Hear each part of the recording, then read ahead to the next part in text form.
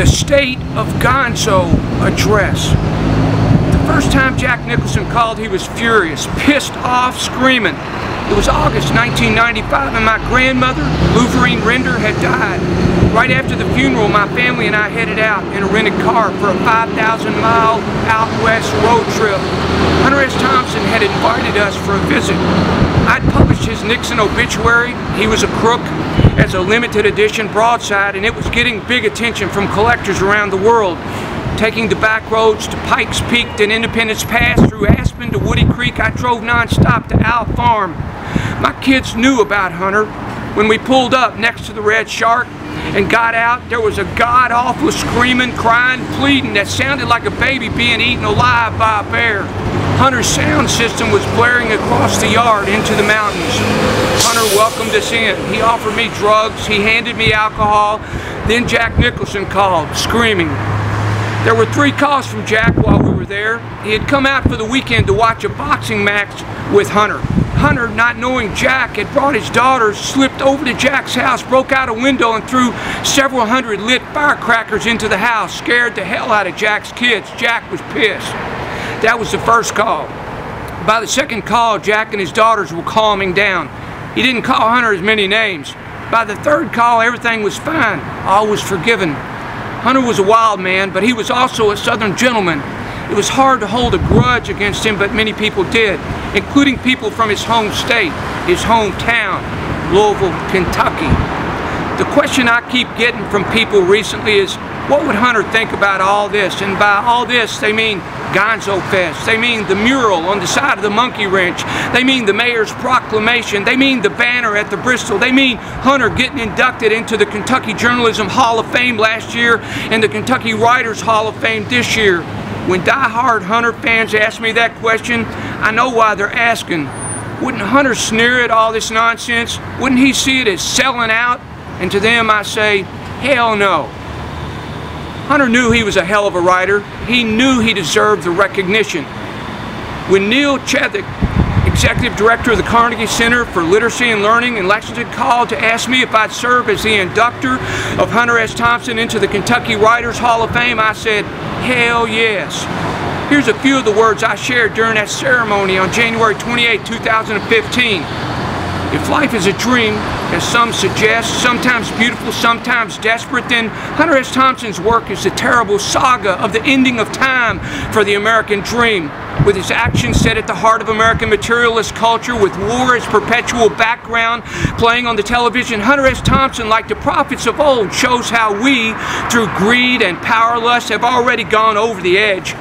As Jack Kerouac, through his brilliant oeuvre, breathed hope into international youth culture, Thompson shows how the ruling power elite is not about to share what it controls with idealists yearning for a world of peace, love, and understanding. Hunter still has the power to disturb those who cling to the great capitalist way.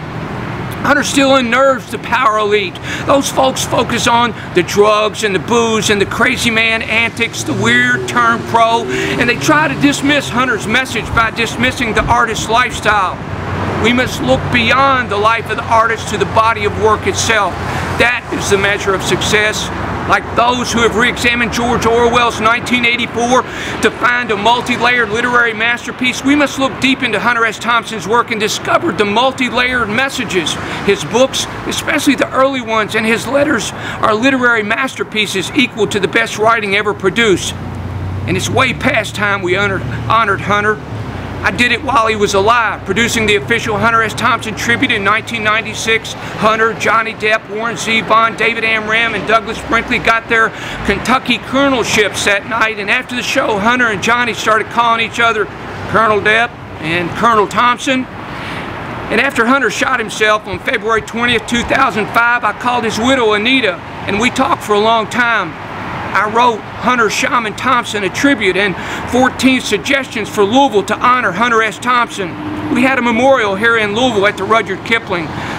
But Louisville, Kentucky remained quiet, still embarrassed, utterly mortified to its gentrified roots by the life of one of its finest writers. Truly I tell you, said Jesus, no prophet is accepted in his hometown. Luke 4:24. Can I get an amen?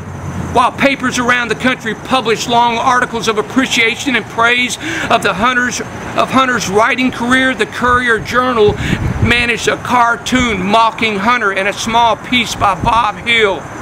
In 2010, I received a phone call from Denny Humphrey, owner of the Monkey Wrench. He wanted to produce a Gonzo festival to honor Hunter, but said he'd only do it if I joined forces with him.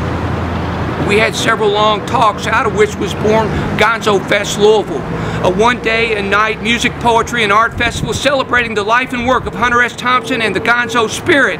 Special guests included Anita Thompson, New York Mets poet laureate Frank Messina, Congressman John Yarmouth, and others. We unveiled a beautiful mural of Hunter painted on the side of the Monkey Wrench by 4 artists: Andy Cook, Carol McLeod, Evan Leibowitz, and Alexander King. The Monkey Wrench, in the heart of the Highlands, became Gonzo Fest Louisville headquarters.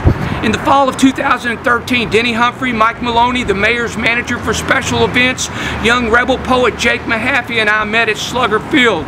Mike said the city was ready to join forces with Denny and me and make the next Gonzo Fest huge. We shook hands, agreeing to create and unveil a giant Hunter S. Thompson banner as the main goal of Gonzo Fest 2014.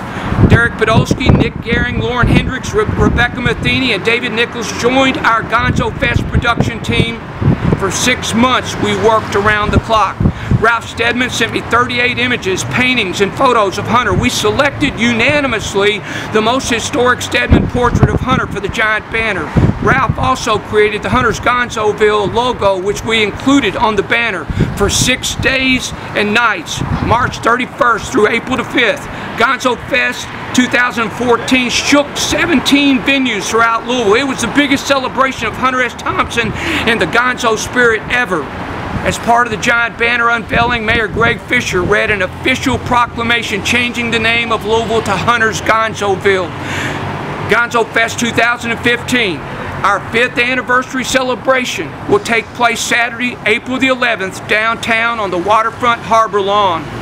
We have started raising funds to have a life-size bronze statue of Hunter created, which we hope to unveil at Gonzo Fest 2016. I have enjoyed, honored, and respected Hunter's life and work from the release of Hell's Angels. I'm excited and relieved that the work I started in the 90s is picking up steam and gaining ardent new supporters. Thank you, Denny Humphrey, the Gonzo Fest production team, the city of Louisville, and Gonzo fans everywhere for honoring Hunter in his hometown. Thank you, Kentucky Writers Hall of Fame.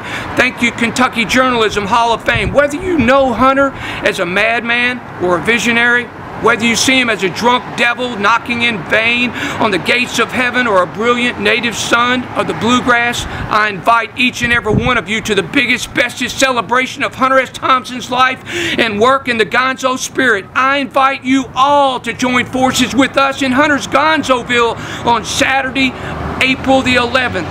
See you all at Gonzo Fest 2015.